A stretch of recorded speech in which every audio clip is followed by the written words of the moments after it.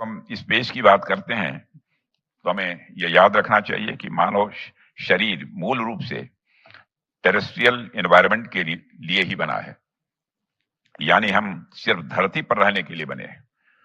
इसलिए जब कोई मनुष्य अंतरिक्ष में जाता है तो स्वाभाविक रूप से उसे माइक्रोग्रेविटी, रेडिएशन एक्सपोजर, आइसोलेशन और कन्फाइंड एनवायरनमेंट जैसी कई चुनौतियों का सामना उसे करना पड़ता है।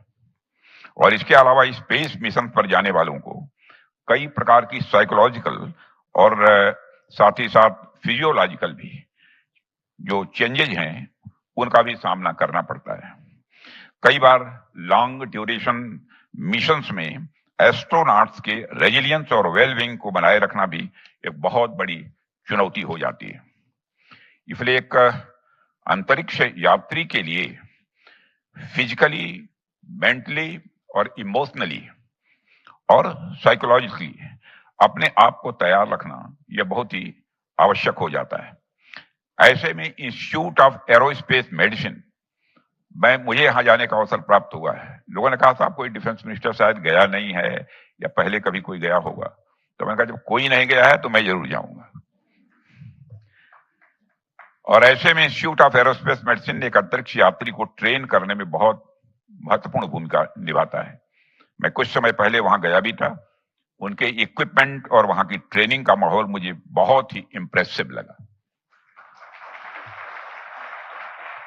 और हमारे साथ जो लोग बैठे मैंने उनसे चर्चा भी की थी।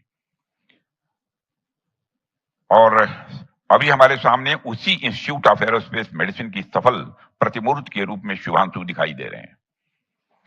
और मुझे देखकर गर्व हो रहा है कि शुभांशु ने वह जिजीविषा व साहस दिखाया है जो भारत की मिट्टी का प्रतिनिधित्व करता है। और मैं मानता हूं कि हमारे शेष जो तीनों हैं, बस अवसर मिल गया होता तो शायद ये भी किसी से कम नहीं थे। यही कारण है कि शुभांशु शुक्ला जैसे व्यक्तित्व हम सबके लिए गर्व का विषय है।